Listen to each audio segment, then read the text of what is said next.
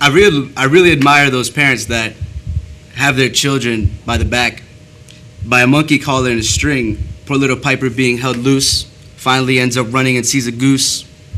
Just to give reverse with the direction, not to mention the child is questioned. I'm sorry to stop that, but one of the things that I like to do is write, but I'm not really a good rapper, nor am I a good poet, so I might as well just stop because it's very whack. To tell you the truth, I have bad senioritis. I really just don't care about anything. I like to do as minimal work to get by in class. It's just something that I do.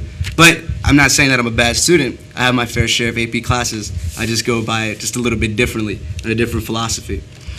Writing for me is pretty crazy. I think it's one of the greatest tools you could ever have, because you could touch on so many things, such as social issues, and you could put them in words, and you put them in songs and all these different things, and you express how you feel. You express different answers, different point of views on different things. You can analyze it really well.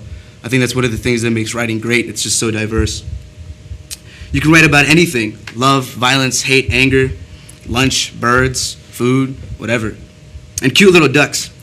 Which reminds me that on my daily jog about like 2 months ago, these two little geese were hatched, and I run by there like almost every day, and it was kind of funny how to see them grow up in front of my eyes. They started these yellow chicks up into like these big brown, alpha male guys.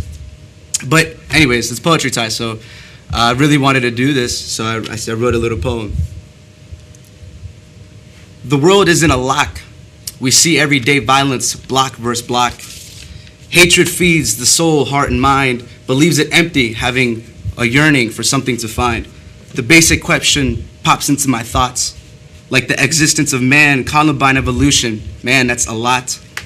But what really I think about is a solution to guide people to restitution, whereas men and women, we can learn to love, and so that we can even maybe find the answers to the almighty above.